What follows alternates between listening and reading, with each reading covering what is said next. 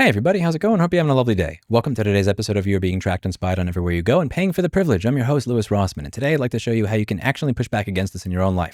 I'm going to be doing this in Austin at the next city council meeting. I want to read you a paragraph from the website of a company that's going to be putting AI-powered surveillance cameras in parks all over Austin, where I live. The typical LVT D3 mobile security trailer is extremely visible. When in use, the cameras are on top of a 22-foot pole and the entire unit weighs more than 1,600 pounds. We purposefully made the units imposing because we believe an overt approach is preferable in many cases. People behave differently when under surveillance. This is not a question of left versus right. This is a question of Friends versus Black Mirror. Which television show would you prefer to be a character in? People behave differently when under surveillance. That is the driving mentality and philosophy behind a company that went out of their way to make sure that what they create is as disgusting as possible, because they believe that if you see this in your park, that you're going to behave differently. They have that already. There's a documentary on this. Please watch it to understand why what I'm going to talk about in this video and why what I'm going to ask you to show up on Thursday morning at 10 a.m. is so important. Yesterday, I did a video on Flock AI-powered surveillance systems. And there's a reason that I call it a Flock AI-powered surveillance system rather than what they want me to call it, which is a license plate reader. It's because this is not a license plate reader. Their license plate readers, according to their own website, have the ability to tell who you are without a plate. No plate, no problem. Capture more detail with vehicle fingerprint and Flock Freeform.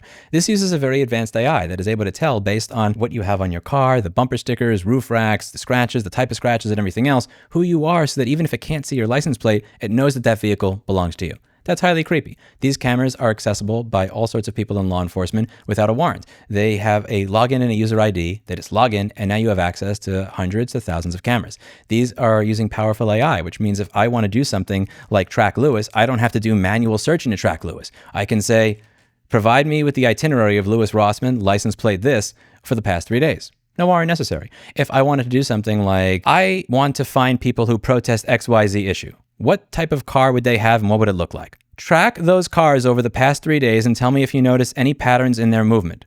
Where do they congregate and what are their itinerary patterns? That's creepy. If you think that this is a lot of potential for abuse, it does. I love AI. I use it for a bunch of different things and it works for a lot of different things, but it doesn't work for this because when AI is good and does its job, it's horrible. When AI doesn't do its job, it's even worse. When AI does its job, people are able to stalk their ex-girlfriends in very, very creepy ways. When AI fails at its job, people are held at gunpoint that are innocent because Bonzi Buddy playing Where's Waldo fucked up and mistook a 2 for a 7. In my last video, I went over some of the arguments that are used by the pro camera shows and the people who have a lot of money to make if these cameras are implemented at taxpayer expense. There were arguments like, if you're not doing anything wrong, then you have nothing to worry about. And plus, you're followed and tracked everywhere anyway, so why do you care about us doing it? These are horribly disingenuous arguments, and I hope to defeat them as often as possible because these cameras have been installed everywhere across the United States, and it's going to take a lot of work to push back against them. I think that there are 3 main reasons that this happens. Reason number 1 is that people just don't know that this is occurring until they're made aware of it, and by the time they're made aware of it, it's too late. Reason number 2 is that there has been some small level of success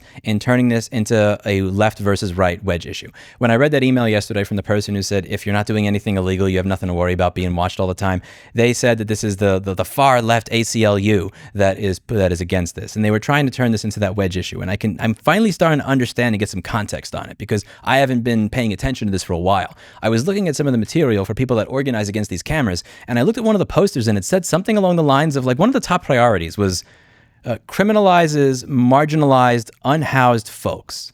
And I'm like,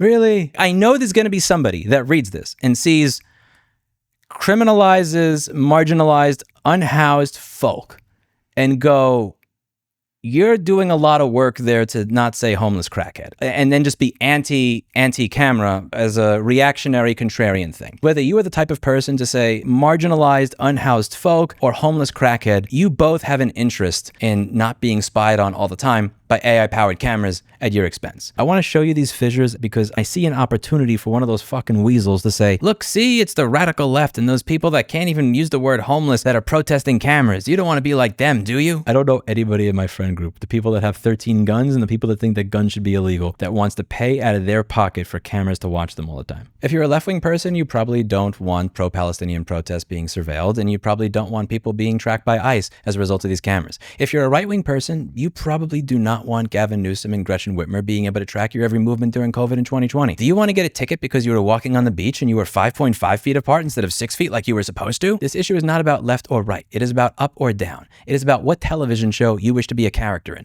Do you wish to be in a Black Mirror episode or a Friends episode? That's what I want to happen to the Black Mirror episode in real life. I want it to collapse. Do you want to be living in a Black Mirror episode or a Friends episode? That's the question that you have to be asking yourself. Because when it comes to AI-powered surveillance, this is not a left versus right issue. This is a do you want to be watched all the time and pay for it? Because once this shit gets implemented, it's not going away. It's never going to go away.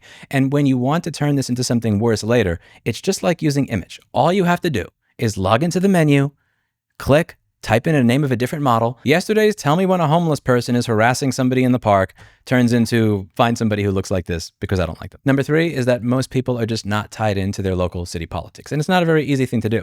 I wanted to visit City Hall and give them a piece of my mind on this. And if I just go through their website, it's not the worst thing in the world, but it's not exactly easy either. Like if I go to Austin City Council meeting, this is what I found on Google, meeting agenda, draft agenda, final agenda V2, summary to changes, and then a bunch of numbers with URLs and like, where do I go? So I just open all this stuff in a new tab. I just spam. Use this form. Speakers may sign up to speak on a specific agenda item, either remotely or in person. So if you don't fill out this form, you will not be able to speak at the City Hall meeting. If you go over here, one of these PDFs will give me the address. 10 a.m. Thursday, August 28th, 2025, Austin City Hall, 301 West 2nd Street, which is where I'm going to ask all of you to go. Next PDF, I just spammed a bunch of them. And then when I click 33, actually, this is not it. Yeah, this is the meeting. A change to the agenda. Another change to the agenda. Here we go. Here is where I finally find information on the cameras. Posting language. Authorize a contract for mobile security cameras and monitoring for the Parks and Recreation Department with LiveView Technologies doing business as LVT for an initial term of 3 years with up to 2 one-year extension options and the amount not to exceed $2 million.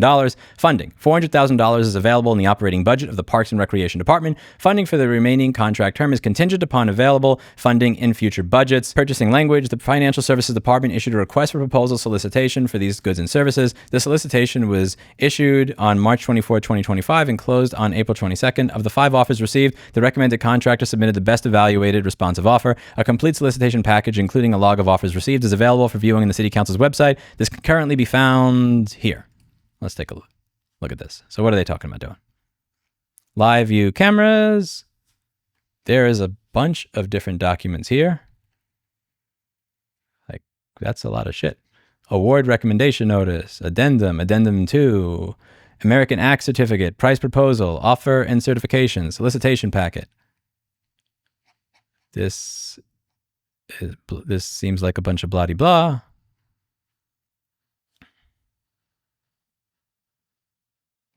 This is the solicit. This is them asking. That is it being awarded.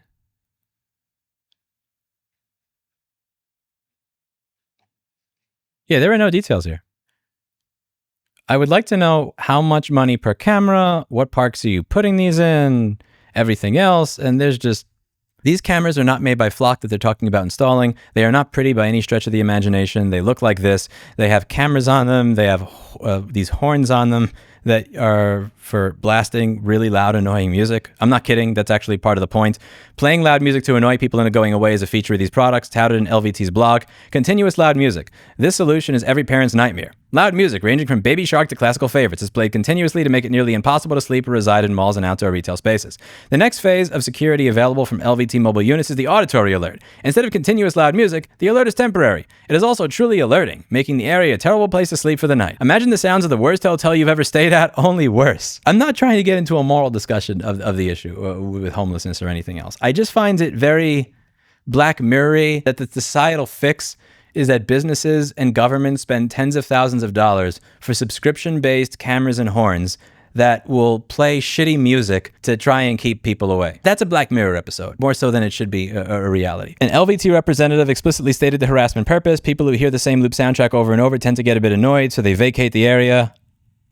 A Safeway store deployed an LVT unit that blasted classical music 24/7 for approximately 1 week at volume so loud residents couldn't open windows. The system played continuous loops of Nutcracker and Swan Lake until community pressure forced shutdown. Flock cameras had horrible stats, $7,000 per arrest.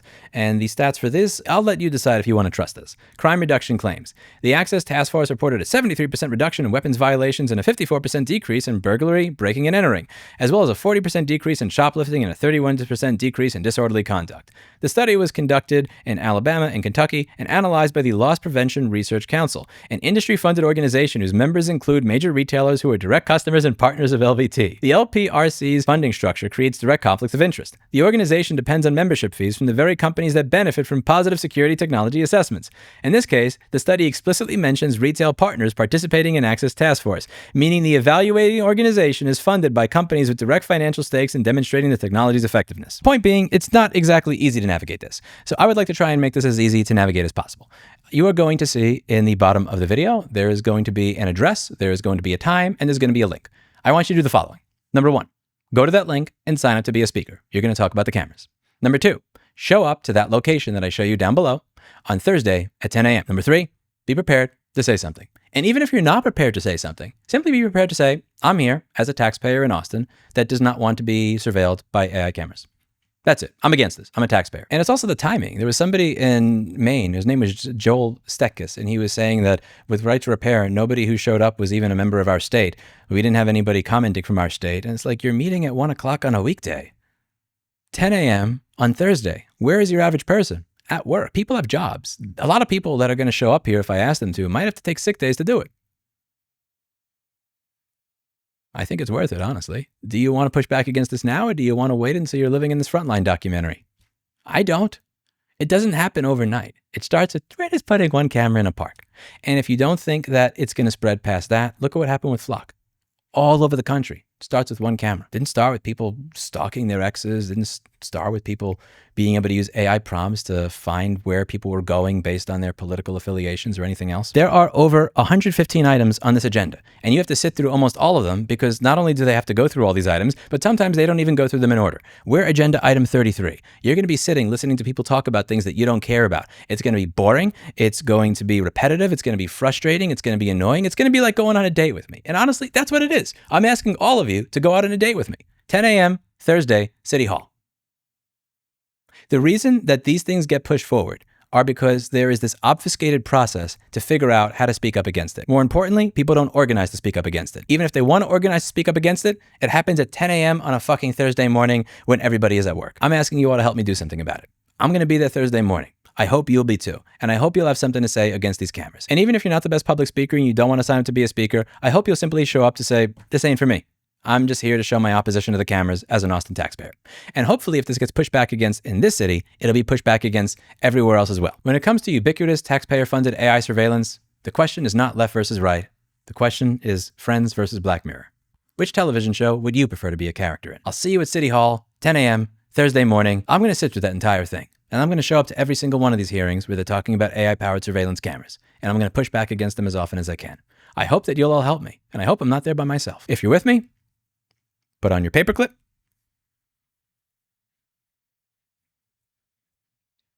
Hopefully less fucked up than my paperclip.